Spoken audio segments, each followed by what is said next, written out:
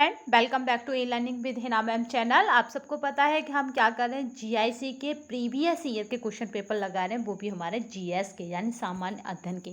आज हम उसी श्रृंखला की शुरुआत करते हुए आज का जो हमारा पेपर है प्रीवियस ईयर का, वो 4th पेपर है। इससे पहले हम 3 लगा चुके हैं। 3 पेपरों की हम पीडीएफ टेलीग्राम चैनल पर डाल चुके हैं। इनसे होगा क्या, एक तो हमें अपना डायरेक्शन पता पड़ेगा जीएस का कि क्या तैयार करना है। दूसरा हमारे ये रहेगा कि कुछ क्वेश्चन हमें रिपीटेड मिल सकते हैं। तीसरा जो रहेगा वो ये रहेगा कि हमें अपनी क्या पता पड़ेगी यहाँ से कि तैयारी कहाँ तक हो चुकी है। तो चलिए उसी श्रृंखला में जाते हुए यानी उसी टारगेट को पूरा करते हुए हम अपने प्रैक्टिस सेट 4 की शुरुआत करते हैं। उससे पहले एक मोटिवेशन कोड जो आपको ऊर्जावान रखेगा तथा औरों से बेटर तथा औरों से अलग करने के लिए आपको प्रेरित करता रहेगा, क्योंकि हारा वही है जो लड़ा नहीं है, और आप हार नहीं सकते क्योंकि आप क्या है, आप शेर और शेरनियाँ हैं। ठीक है, तो आपको क्या करना है, केवल एक काम करना है कि क्या करना है, अपनों की फिक्र को आपको फ़क्र में बदल देना है, जिससे वो गर्व से आपका इंट्रोडक्शन दे सकें। चलिए शुरुआत करते हैं टॉपिक की अपने की। तो पहला क्वेश्चन है जो आपको मैथ यानी रीजनिंग मैथ या कुछ भी क्या है, हाई स्कूल तक का मैथ पूछा जाएगा, तो उसी के लेवल का है। तो वहाँ से हमारा शुरुआत है। तो इस तरह के आप अगर यहाँ पे हम सॉल्व नहीं करा रहे तो आप क्या करें, टेलीग्राम से जाकर इन क्वेश्चनों को अपनी रफ कॉपी में सॉल्व करें। उससे होगा ये कि अब भी इसी टाइप के क्वेश्चन रखे जाएंगे, ये बिल्कुल निश्चित है। तो उससे आपको काफ़ी बेनिफिट होगा। तो चलिए यहाँ पे एक वैल्यू दे रखी है, वैल्यू का कहा जा रहा है कि अगर ये वैल्यू ये है यानी एक्स और वाई की मान क्रमशः है, तो यहाँ पे जो राइट आंसर रहेगा वो रहेगा हमारा बी। नेक्स्ट चलते हैं। आकृति में वृत्त की पीढ़ी एक स्पर्श रेखा तथा एक छेदक रेखा है जिसको बोला है PAB। इस प्रकार है कि PT का 12 है और AB का यानी A और B क्या है, AB का आपका 7 है। तो ये 7 है और ये 12 है। ठीक है, तो आपको क्या करना है, PT का तो यहाँ की क्या है 12 है। तो इसने पूछा है कि AP की लंबाई क्या है, यानी P और A की लंबाई पूछी जा रही है। यहाँ से यहाँ तक की आपसे लंबाई पूछी जा रही है। तो राइट आंसर रहेगा 2 का, वो रहेगा A 9 सेमी। चलिए नेक्स्ट चलते हैं। ये PDF आपको हमारे टेलीग्राम चैनल पर मिल जाएगी। टेलीग्राम चैनल की अगर लिंक की बात करें तो वो डिस्क्रिप्शन बॉक्स में मिल जाएगी, तो परेशान होने की आवश्यकता नहीं है। 2 गोलों के आयतनों में क्या है आपका 64:27 का अनुपात है, उनके पृष्ठों के क्षेत्रफलों का अनुपात होगा।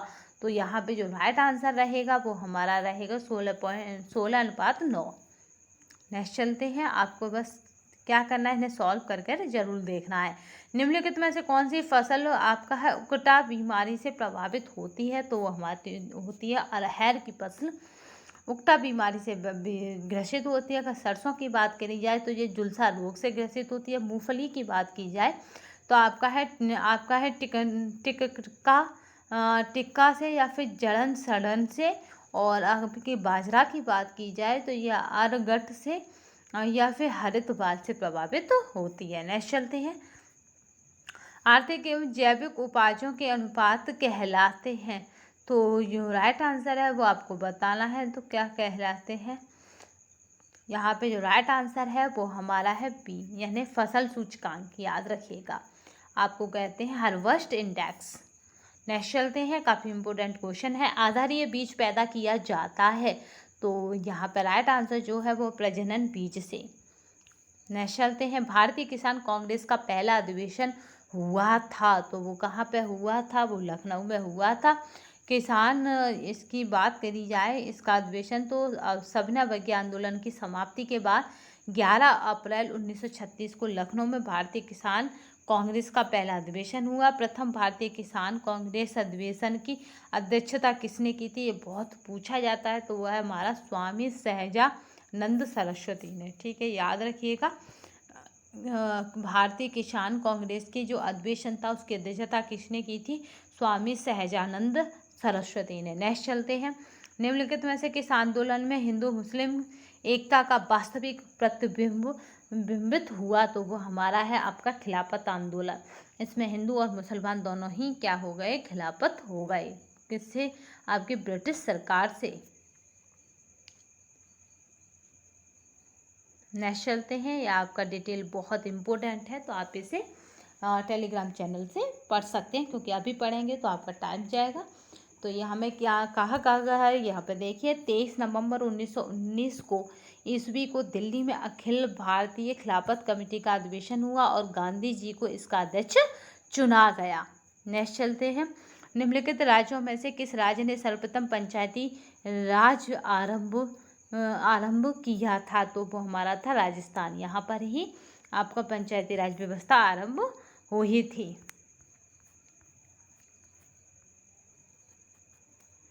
नेक्स्ट चलते हैं। काफ़ी इंपॉर्टेंट क्वेश्चन है, तो आप देख ही पा रहे हैं यहाँ पे। चलिए नेक्स्ट क्वेश्चन है हमारा, भारत में न्यायिक सक्रियता संबंधित है। तो आपको पता है न्यायिक किससे है? ये जनहित याचिकाओं से संबंधित है न्यायिक सक्रियता। इसमें होता क्या है कि जनहित याचिका का मतलब है कि जो अपने पक्ष में किसी भी प्रकार का न्यायिक मतलब वकील नहीं रख सकते या न्याय के लिए मांग नहीं कर सकते, उनके लिए होता है। ठीक है, नेक्स्ट चलते हैं। इसका संबंध जो है आर्टिकल 32 से है। आर्टिकल 32 की बात की जाए तो इसे संवैधानिक उपचारों का अधिकार कहा जाता है, जो मोस्ट इम्पोर्टेंट है, याद रखिएगा।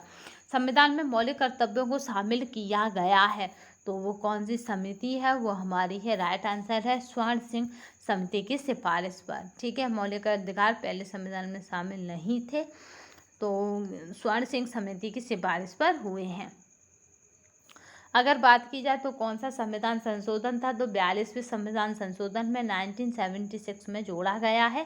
42वां जो संविधान संशोधन है उसे लघु संविधान की संज्ञा भी कही जाती है।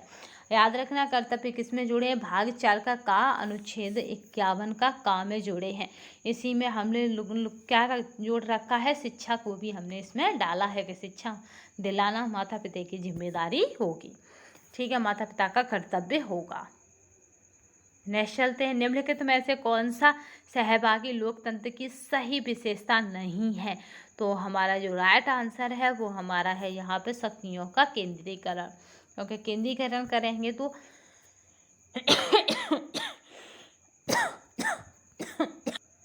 ठीक है, शक्तियों का केंद्रीकरण अगर करेंगे तो शक्तियाँ सबके पास नहीं पहुँच पाएंगी। तो इसमें जो कह रहा है लोकतंत्र का सही विशेषता नहीं है, तो शक्तियों का केंद्रीकरण। नेक्स्ट चलते हैं। काफ़ी इंपॉर्टेंट क्वेश्चन है। तो यहाँ पे झीलें दी गई हैं और भारत के राज्य दिए गए। कौन सी झील किस राज्य में है ये आपको मिलाना है। तो ये बात करें यहाँ पे सला झील की, तो आपका साला झील कहाँ पर है? ये हमारी है अरुणाचल प्रदेश में आपका। और हैपलॉन्ग कहाँ पर है? तो ये हमारी है असम में। और आपकी लोनार झील की बात करें तो ये हमारी है आपकी महाराष्ट्र में। और आपकी बात करें तलवारा की, तो ये हमारी है राजस्थान में। तो कूट बना ए का 2 और बी का 4। ठीक है, तो देखते हैं ए का 2 और बी का 4। तो ए का 2 और बी का 4 जो कूट है वो हमारी है सी में। नेक्स्ट चलते हैं। आपका है परक्का के बाद गंगा नदी की प्रमुख धारा का नाम जाना जाता है, तो वो हमारा है पद्मा। नेक्स्ट चलते हैं। भारत में कन्याकुमारी अवस्थित है, तो वो राइट आंसर जो है वो हमारा भूमध्य रेखा के उत्तर में। निम्नलिखित नहरों में से कौन अटलांटिक और प्रशांत महासागर को जोड़ती है? तो आपका जो राइट आंसर है वो हमारा है पनामा, जो अटलांटिक और प्रशांत महासागर को जोड़ती है। अगर स्वेज नहर की बात करें तो ये लाल सागर को भूमध्य सागर से, ध्यान रखना।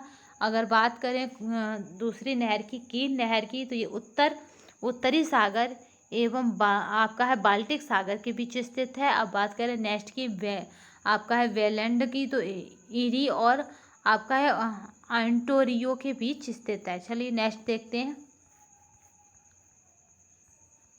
ये पीडीएफ आपके हमारे टेलीग्राम चैनल पर मिल जाएगी। टेलीग्राम चैनल की अगर लिंक की बात करें तो वो डिस्क्रिप्शन बॉक्स में मिल जाएगी, तो परेशान होने की आवश्यकता नहीं है। इसने कहा कौन सुमेलित नहीं है, यानी सभी सुमेलित हैं, केवल एक है जो सुमेलित नहीं है। तो इसका जो राइट आंसर है वो हमारा है ए।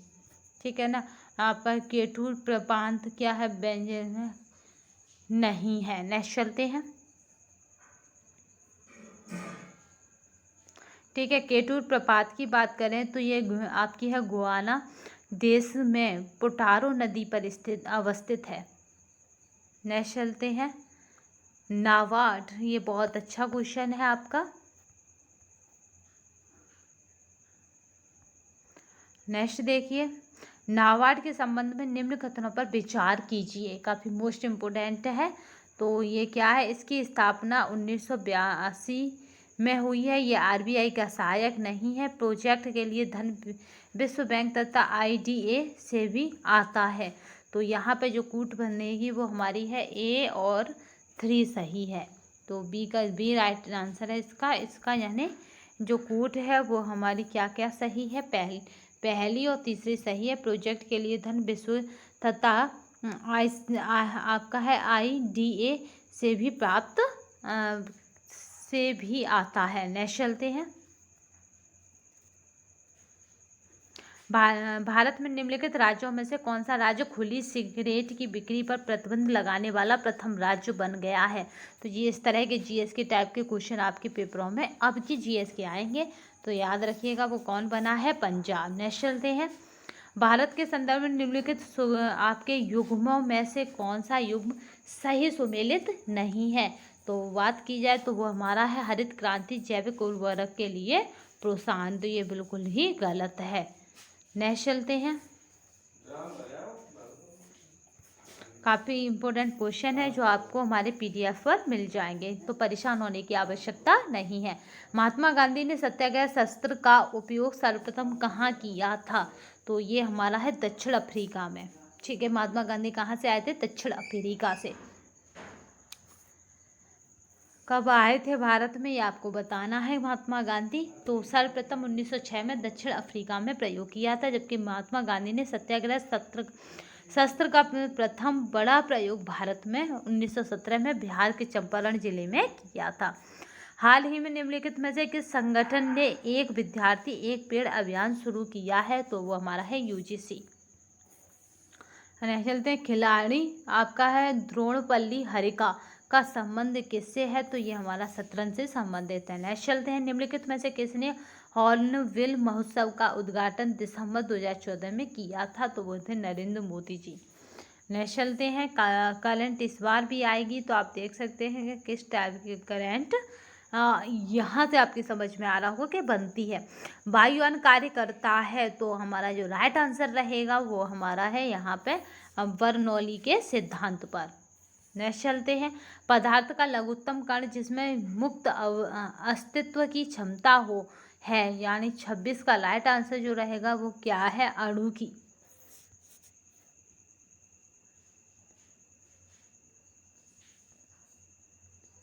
नेक्स्ट चलते हैं।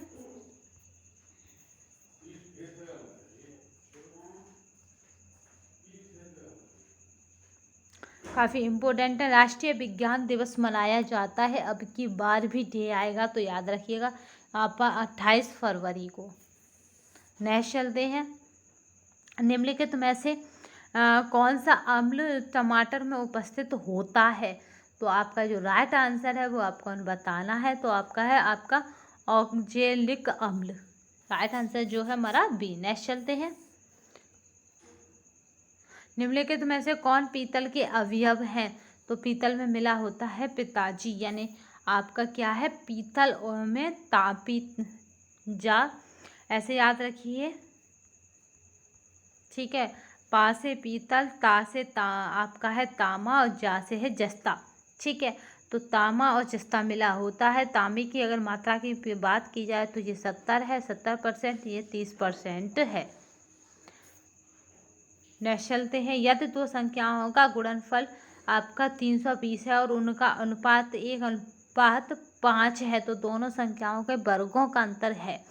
तो ये आपको क्वेश्चन क्या करना है, सॉल्व करना है। यहाँ पे आप जो पूछा जा रहा है उसे निकाल ही लेंगे। आई होप अगर नहीं निकाल पाते हैं या चाहते हैं आप कि हमने सॉल्व करके भी बताएं, तो आप हमें कमेंट बॉक्स में बता सकते हैं। अभी जो आंसर रहेगा वो हमारा रहेगा यहाँ पे सी। 1536। चलिए नेक्स्ट चलते हैं।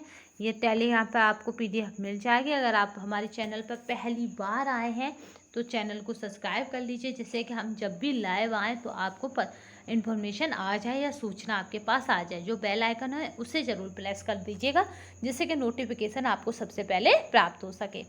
अगर आपको वीडियो पसंद आई है तो शेयर, लाइक एंड सब्सक्राइब करना ना भूलिएगा तथा कमेंट बॉक्स में बताइएगा कि आपका इसी तरह के GS यानी सामाजिक अध्ययन का कंटेंट तैयार है, क्योंकि इसी तरह से पूछा जाएगा। तो अब तक के लिए बस धन्यवाद। जय हिंद, जय भारत।